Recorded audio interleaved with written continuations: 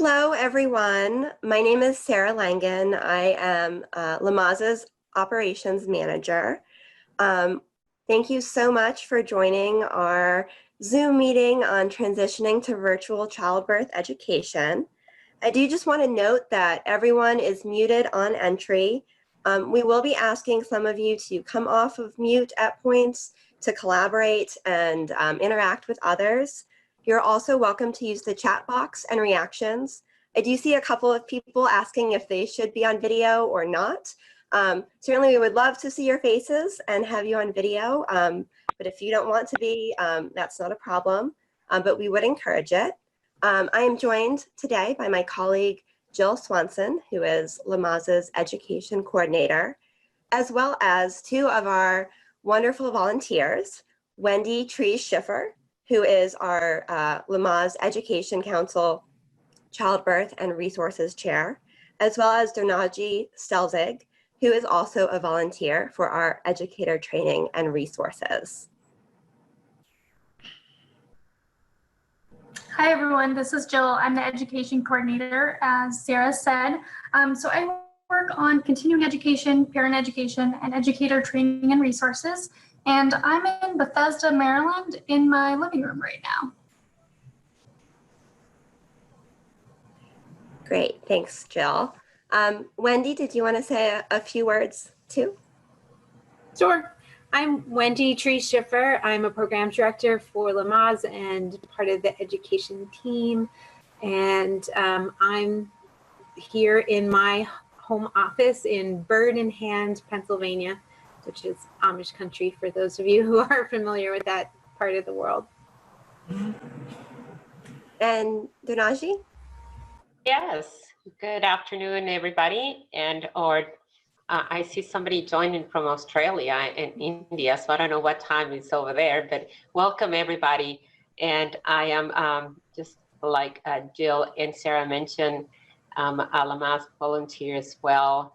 And from Houston, I see somebody else from Houston joining from Houston as well. So welcome everybody, and we have a wonderful information for you today.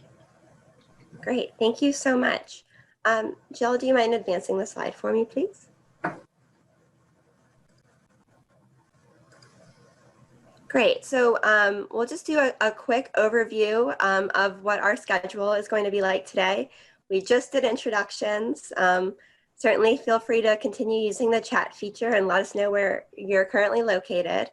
We're going to do some Zoom 101, some tips and tricks for using Zoom as a platform, as well as some Lamaze resources that might help you as you're transitioning to educating virtually. We'll spend about 20 minutes going over Zoom as well as available resources, and then we will take some time to transition into breakout rooms so that you all have practice doing that if you haven't ever participated in a Zoom breakout room. We'll have some discussion there and perhaps some practice with sharing screens and talking about what works and questions that you may have. And then we'll all come back together and do some Q&A as well as perhaps some reporting out from the breakout rooms. And so that Q&A will be the last 15 or 20 minutes of our meeting today. And without further ado, I will transfer it back over to Jill, who is going to do some polling questions so we can get a sense for whether or not you're teaching virtually already and get some information to kick us off. All right, so this first polling question, I hope you all can see it on your screen. How comfortable are you using technology to facilitate learning? And these responses are anonymous.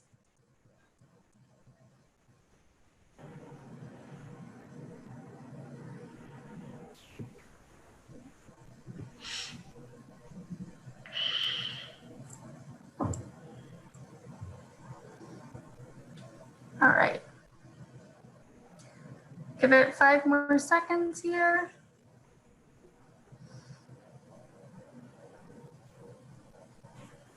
Okay. All righty. So I hope you all are able to see the results that I just shared. So it looks like the majority of us are somewhat comfortable using technology to facilitate learning. Looks like some people are really comfortable. A couple people feel like technology is the enemy. So we have a spread here. Okay.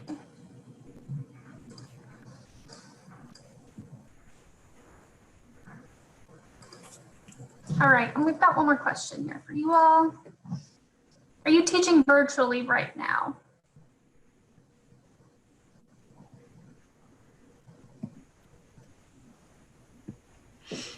We'll leave this open for about 40 seconds.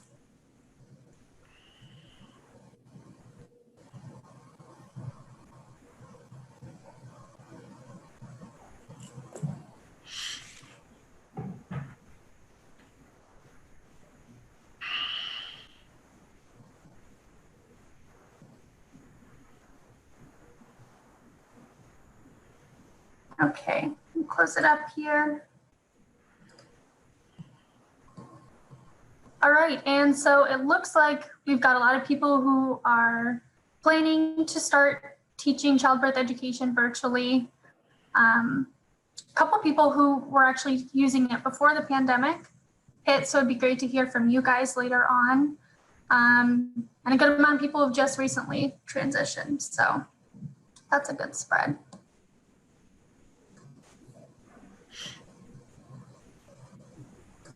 Okay, so I'm just going to start us off here with some of the Zoom basics. This is just one of the options that is available to everyone. We know there are lots of different platforms out there. You know, we're not endorsing Zoom. We're not saying this is the platform you must use. This is the technology that's available to Lamaze. You know, we were using it before the pandemic. We're continuing to use it now. But just know that there are other options out there, and there are similar platforms that have similar features. You know, I don't pretend to be an expert on Zoom, so this is really just a crash course here.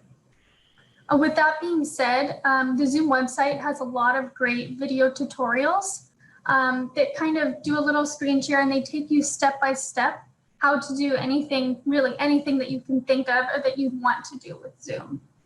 And I also wanted to address some security features. You guys have probably been seeing things on the news, you know, about security issues with different online learning platforms or with different video conferencing platforms. So just want to make you guys aware that there are some features that you can use on Zoom that will help keep your meetings private and more secure. So one of the things that you can do, like we did with this meeting, is require participants to register for meetings. That way, once they register, then they're going to get a password to get into the meeting. So that's really to stop people from bombing meetings and just typing in random meeting IDs and trying to come in. That is one thing that you can do. You can also put on an authentication feature. So that way you have to give permission to anyone who is joining. You can also have this waiting room feature. You'll see here on the right side, that's one of the options you can set up. So that way you get a notification, hey, someone is in your waiting room, they want to come in, and you can permit them to join, or you can keep them in that waiting room. With that being said too, if someone gets into your meeting and you don't want them in there, you can remove them. And we'll go over this a little bit later, some of the dashboard controls, but there is that option as well.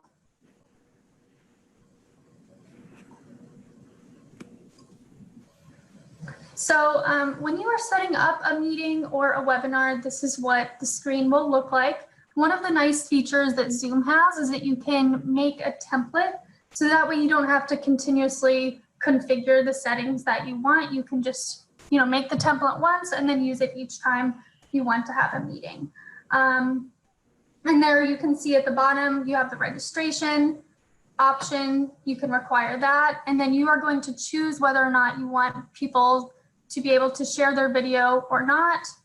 And this audio feature, one of the nice things about Zoom is that it will give you a local number to dial into no matter where you are in the world.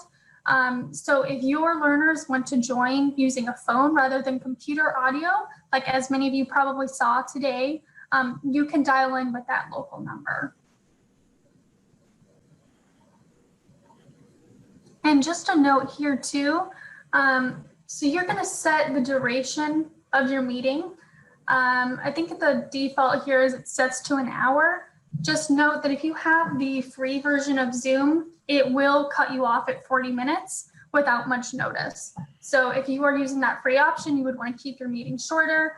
And then I think the payment plans, there's a lot of different payment plans. But as soon as you opt into them, normally they're, the capacity or number of people you can have in your meetings is pretty large. And then I don't think that there's a time limit on it necessarily. Okay, and then deciding how you want to join a meeting.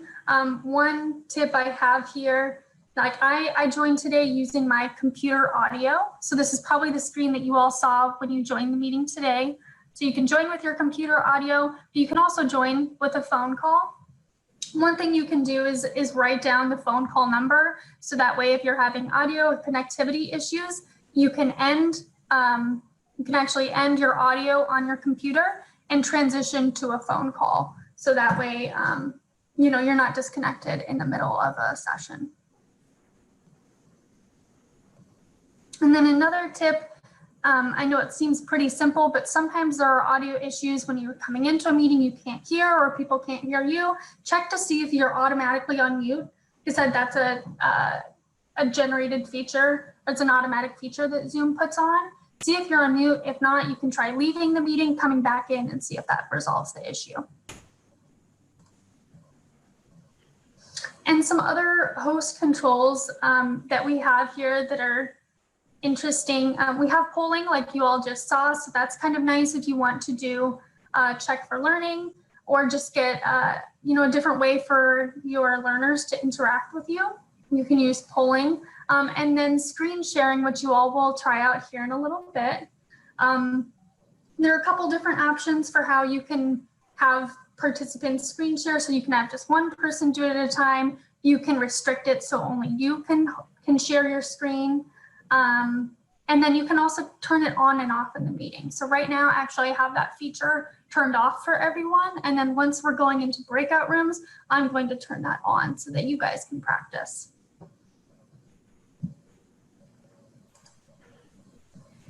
And then breakout rooms here. So this is another feature. You can choose how many people you want to go into breakout rooms. So this is just going to create like miniature, I guess it's what it sounds like. You're going to create miniature sessions. And you as the host are actually going to not be in a room to start. And so you'll send everyone off in their respective spaces, and then you can pop in and out of any of the rooms that you want. So that's kind of nice. It allows for more collaboration between participants, and especially for meetings, you know, of this size, it's going to allow people to communicate a lot easier. So you can see here, you can do automatic or manual when you are pushing your participants into breakout rooms. However, even if you choose automatic, you can still move users around after the breakout rooms have begun. So if someone, you know, decides they want to be in a different room, you can do that afterwards. And once you decide as the host that it's time to end of the breakout rooms, you're going to give your participants like a 1-minute warning, and they'll see a timer on their screen. They'll know it's time to wrap up and then come back to the general meeting. And they'll be prompted to do so. I think there's just a pop-up screen. It's pretty easy to get back to the main meeting room. And then as well, you can send them notes if you want while they are in their breakout rooms. So here's just a sample screen of what it looks like to host a meeting. You'll notice it's a little bit different from what your screen looks like right now as a participant. And actually, Zoom has added an additional feature here. So at the bottom of the screen, there's also a security feature that you would be able to play with that allows for screen sharing, and you can lock your meeting room as well if you don't want anyone else to join. So they have that new feature on here now. You'll see these little up arrows. You can click on any of those if you want additional settings or options, or you can just click on the icons themselves. So like if you clicked on manage participants, you would be able to see all the participants that are here in this meeting. You know, I clicked on polls to be able to launch the polls, share the results with you, and stop sharing the results, and so on. And then this green square, that share square, is what you all will use later to practice sharing your screen. So some notes about that: you can choose to share. So if you have numerous screens, you can choose to share parts of a screen or just one of your screens. So just because you click that button doesn't mean that it's automatically going to share whatever you're looking at. You're going to have that option. And if you have numerous tabs open, or if you have numerous windows open, you're going to be able to choose the window. So it's not, you know, it's not completely restrictive. And then you can, you'll see a little, let's see, it's a red icon on your dash bar that'll say stop share for when you're done sharing your screen with others.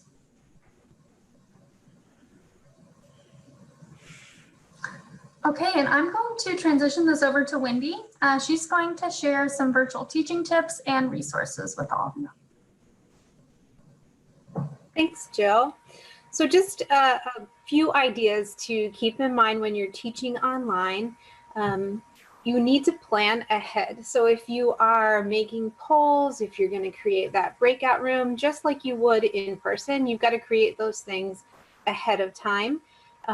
When you're transitioning, especially from teaching classes in a live setting to the online version, a lot of what you do in the classroom live can transfer to the online learning fairly easily, but I have found that it does take some coordinating and it does take some advanced planning. For me, I just look at those things in shorter increments because it does take that extra planning time. So think about that. Using your webcam instead of just, you know, hiding your face. If, you know, you couldn't see me talking or you couldn't see Jill talking, there really isn't a person-to-person interaction there. So making sure your webcam is on, encouraging your students to have their webcams on so that you can feel like you are sitting together in the same space. I recently had a class where we had people from across 12 different time zones, and it worked really, really well. So it made us feel very connected. Make sure that you're speaking slowly and clearly. It does take a little practice to force yourself to slow down a little more slowly than you would in a normal classroom setting. That's one thing I struggle with a little bit. Use those features that Jill just talked about, the polls, the chat box, the breakout rooms. You can, you know, insert icons on the screen. That helps keep your students engaged. It helps you as the instructor know who is still with you, who has checked out a little bit. And some of those features really just take a little bit of practice. So if you can get a few friends to sit on a Zoom with you and you can all play around and practice with using those so that they become more natural, that will be helpful for you. Keep in mind your session time, you know, that 25 rule, which is what I like to stick to, that 20 minutes of, you know, lecture or somebody talking at you. You need about 5 minutes then of interaction or something else that's engaging. So we couldn't sit here and just listen to us all talk without being engaged. And so we're going to transition to that pretty soon here. And then know that you can record the sessions. If you have a website on your for your business, you can consider maybe uploading a video to your website. You can password protect your website depending on what type of web service or website service you use. So that's an option as well for you. If you don't want to upload it, you can still have the recorded sessions that if somebody for some reason missed part of the class or they got kicked off or there were, you know, technology issues, you can send that recording back out.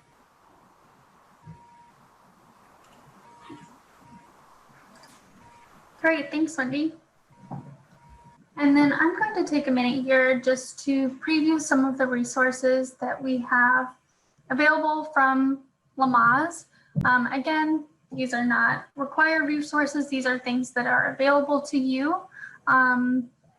So some of them are products that you would purchase, and then there are free products also that we are going to go over. So the first one here is this new curriculum PowerPoint that covers all of the essential content.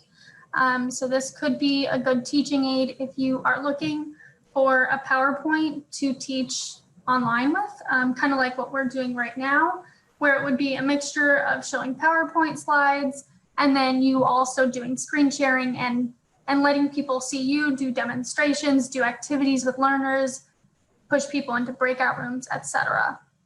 So these are just a couple slides. I'm just going to roll through them, and we can take any questions at the end about them as well. But just wanted to give you guys a preview so you know what that looks like. So it does go over the healthy birth practices, along with shared decision-making, informed consent, postpartum.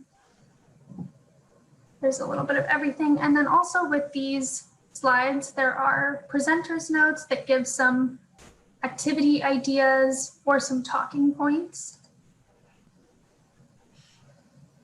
And we'll see a picture of that.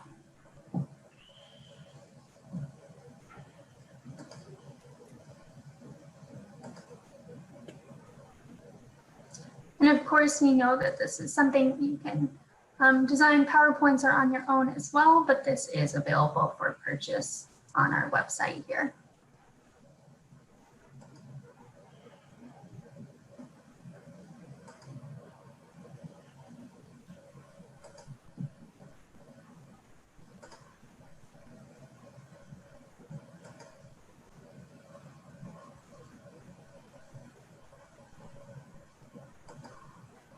So this is an example of some of the presenters notes that you would see. So if you were to purchase it, you would get the PowerPoint itself, and then you would also get a PDF with some of these presenters notes. And then just as a tip, so for if you are going to use a PowerPoint to project on Zoom, what you can do is if you have two screens available to yourself, if you put PowerPoint into presentation mode, you will be able to share one screen. What I'm doing right now, I'm sharing one screen. That's just the full presentation mode. And then on another screen, I have all of my notes. So that's probably why you see me looking back and forth, because I have the full presentation mode on the left and my notes here on the right. But that's just a little tip there if you all are going to use PowerPoints with Zoom. And then another tool here we have available is the Giving Birth with Confidence blog. This blog is designed and written for parents by LCC educators, and there's guest content by other perinatal professionals as well. Our blog manager is very, very creative. The content is always topical and reader friendly. So you'll see some of the most recent posts here. You know, it is written for parents, but I would encourage you all to check it out. There might be things that you are looking at or reading on there that give you ideas for teaching, or things that you can use in a blended learning way. So you can, you know, have your virtual education session and then send parents a couple links to the blogs for them to read at home or something of that nature. And then one blog I do want to draw attention to here is this free resource, breastfeeding videos from Baby Baby Oh Baby. Those were shared with us by Stark Productions. They are, the breastfeeding video is 30 minutes. It goes over some of the introductory information about breastfeeding and benefits. So that's a great resource that's available to parents and educators right now. So if you go to the blog and click on it, you'll see there are 3 videos embedded in that blog posting that you can utilize. And then as well, yeah, there's just other topics, and this one about attending childbirth classes virtually during coronavirus pandemic, that actually has tips for parents if they're going to take a class virtually, like what you all would be doing. So that's something that you could send out to parents if you're going to teach virtually. And then of course we have the Connecting the Dots blog. This is written for childbirth educators. Here are two recent posts. Again, you'll see that the content is topical. It's written by LCCEs and perinatal professionals. Lots of creativity, new stuff going up all the time. So there's one here on pregnancy and birth during COVID-19, and then one here that would be relevant to all of you. There's a new babe activity blog for 3 ideas for virtual childbirth class activities. So I think Sharon gives some ideas there about what demonstrations you can do in an online environment and what that would be like. And then of course we have handouts that are available if you want to use them as a teaching aid. You want to give your users something physical that they can have while you're reviewing any of the healthy birth practices. We have 20 of these handouts. So these 6 that we're showing here, that's just the beginning. But I would encourage you all to take a look at that and see if you'd like to utilize that as blended learning.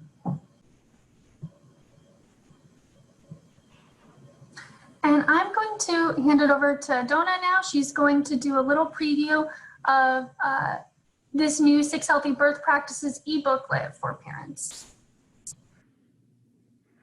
Thank you, Jill, and thank you, Sarah. So there it is, the booklet that we have. And I am so happy that Sarah is actually answering all the questions that we have from our participants on the chat. So thank you so much. Again, Jill and Sarah have done an amazing job putting all this together, and Wendy also reviewing everything. So I just want to tell them kudos and all the great work they've been doing. And this has been a very much awaited project for the Lamaze, and I believe everybody else that have been using these booklets in the past, because it has been revamped. So as you can see, our photos that we're using, actually, they're very inclusive of all our partners that we have around the world. So we are actually working on a translation to Spanish. We have some questions already. And also, we would like to share as well, when we go out into the breakout rooms, how are you using, if you're using these booklets, how are you using them? These ones that we have, they have links to our website and infographics. They're wonderful information. It's very important that when we are with our clients, with our families, with our moms, that sometimes, just like Wendy said, mentioned previously, you have just a very short window of what they have to really absorb and understand, and they have to remember all these things. So this booklet actually helps a lot, because they will remember something that you said or mentioned during the class or during your session. If it's going to be an online session, they can go back and read the booklet, and it's very easy reading. It's not very complicated, and has all these concepts, and has very good, the reading level is very good. So with that said, you don't have to go over the entire booklet during the session, but actually give them some something to take out homework.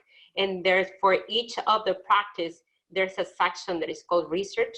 So they can go back, and because we have some very savvy moms, right?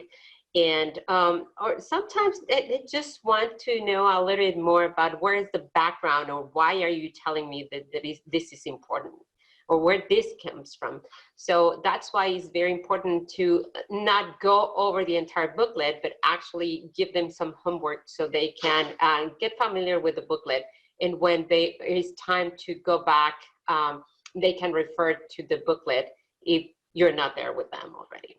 So we would like to know if somebody is using the booklet already, and now you will have the first one, if you can start chatting on that. And I see that some students will be great difficult in finding Lamaze resources in Spanish. So again, we're gonna be talking about that. And I guess Jill is gonna mention that we might have we may be, if we have enough Spanish speakers, we might have a breakout room. But I don't want to take too much of your time because we want to hear from you guys. So there's the research section, and you will have some notes for the parents. Thank you, Jill. And at the end of each section or the practice, you have a notes section, and so you can put ask your moms to write their notes right there, their thoughts. Thank you so much. Going back to Jill. Thanks, Donna. Okay, so now we are going to attempt to do a very large session of breakout rooms. So if you all will give me just a moment here, I'm going to put everyone into automatic breakout rooms, so it's going to be random. But we wanted to just check here to see our, if we have some participants who would prefer to be in a Spanish-speaking breakout room. Can you just comment in the chat, and we can try to arrange breakout rooms so that we have one breakout room just for Spanish. And if you have no preference, that's fine as well.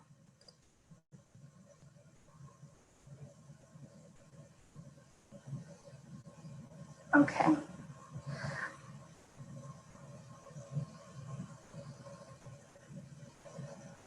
All right, perfect. So yeah, here's just some ideas of things you all can chat about while you're in the breakout rooms. You can practice screen sharing. I'll turn that feature on if you all want to do that.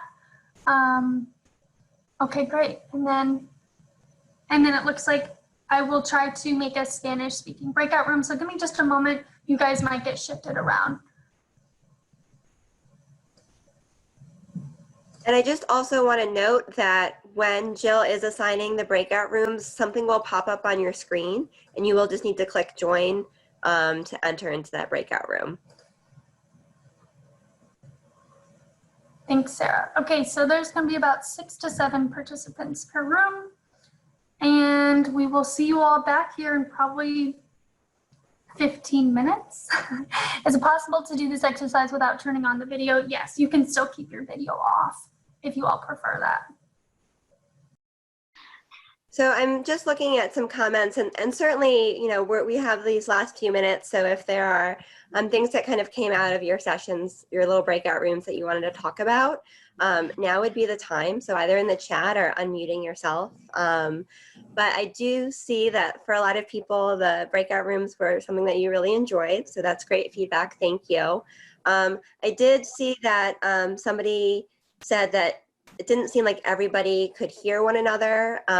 So, you know, if you are on the phone when you're participating on a Zoom call, you know, be sure that your phone isn't accidentally muted.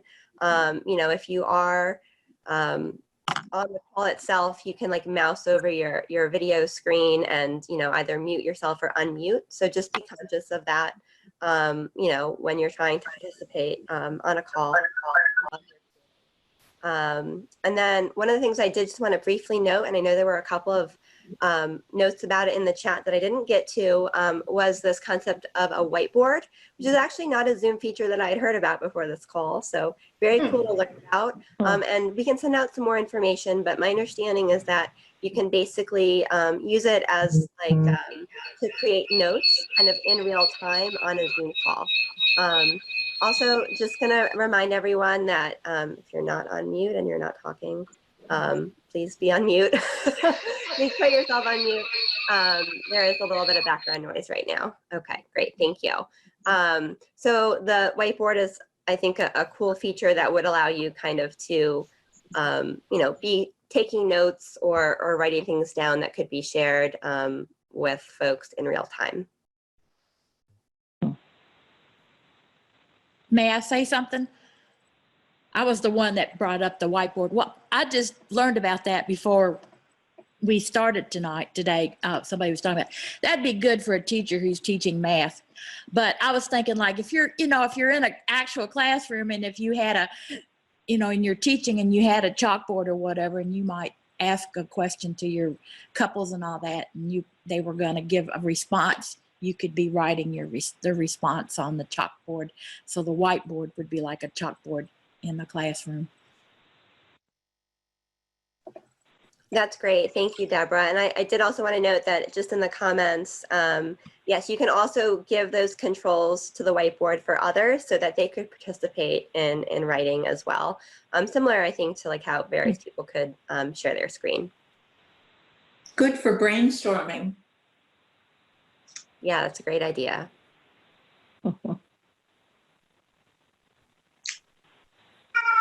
I tried having students use the whiteboard at the beginning of my first class, and they were not able to bring it up. And that might have had something to do with the settings. Maybe I didn't set it to participants can screen share.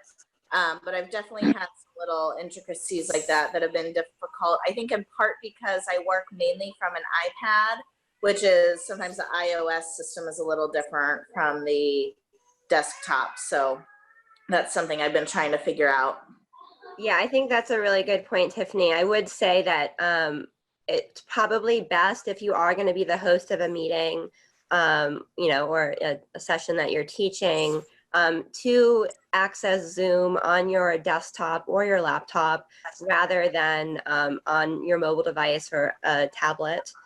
Just because you don't have full access to some of those things like polls, you can't actually enable those as a host from a tablet or your mobile device, even though folks can participate in them from mobile and tablet.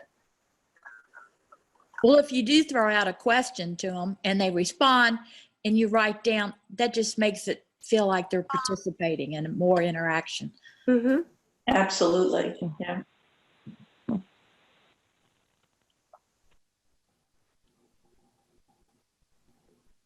So, yeah, we can definitely we will send out resources, like I said, as a follow-up to this meeting. And, you know, we'll find some more information about using the whiteboard because, like I said, I haven't used it before, but it's a cool new feature. I'm glad we're talking about it. So other people, we have a couple minutes left here before we're at the top of the hour. Any other comments or questions or you know, things that you felt were productive conversations within your breakout rooms? I just have a question about the smoothness of transition from the share screen to talking back to just face to face. Have you got any tips for how to do that more smoothly? Because I feel like I'm kind of clunky at it.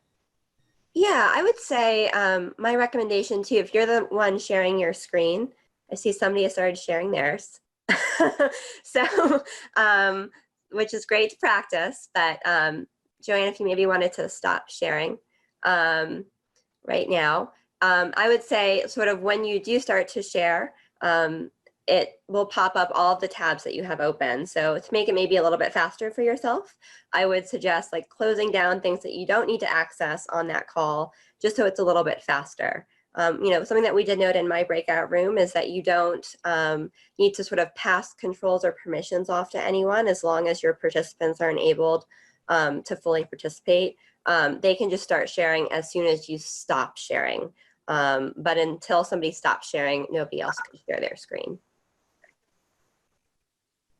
I can add on to that, Sarah. I know that other learning platforms, so like GoToMeeting, I think has a smoother transition between share screen and coming back than Zoom does, if that makes a difference to anybody. But I know in Zoom it is, even I find myself like stumbling with, okay, I've got over to this share screen now, what am I going to share? And then to click another button, it does seem to take a little while. Can I add, we tried to share and I could share everything that I had open prior to our meeting, but I could not share a photo montage that I wanted to share. Does that mean that you need to open the documents you want to share ahead of entering your Zoom? I think you have to open one at a time. So like, let's say you're sharing your browser and then you want to switch to sharing your PowerPoint or vice versa. I believe you have to stop sharing the browser, then invite the share again to, you know, the PowerPoint or whatever else. Am I right in that, Sarah? Yes, so you would have to do that. So you could still navigate to something new and share it while you're already participating, but you would likely need to stop sharing what you were currently sharing or pause it in order to do that, in order to access wherever it was on your device. Okay, thank you. There is another platform that you can actually, and depending on the platform, that's the sharing of your screens capability that you can do. For example, in Teams from Microsoft, you can share your entire window, your entire screen, and you can open documents and open web browsers, download everything. It's like fully functional. But you have to have that application or the license for Microsoft Teams, and you select who you're going to invite. You create different channels, so you may have, and I think we are running out of time. Sorry for keeping, but there's a lot of others that you can use. So I encourage you to look in. I think we need more meetings like this. We need more practice. And maybe you all can show us how to incorporate a PowerPoint, the Lamaze PowerPoint program. That's a great suggestion. Thank you. Yeah, we really like, we did the virtual town hall last week and doing this week. So it's been really great to have opportunities to interact face to face with you all in this, very challenging time that we're all facing. So definitely looking to still have additional resources like this moving forward. All right, I know we are just after 2 o'clock, so I'd like to say thank you all for joining. Jill, thank you so much for your help. And Wendy and Donna, we really appreciate all you did in participating today too. Thank you all and good luck, and certainly please be in touch and we'll share these resources that we did here. Right. Thank you, everyone. Thank you. Thank you. Thank you. Thank you. Thank you, everyone. Thank you. Thank you. Thank you. Have a great day. Take care. Thank you.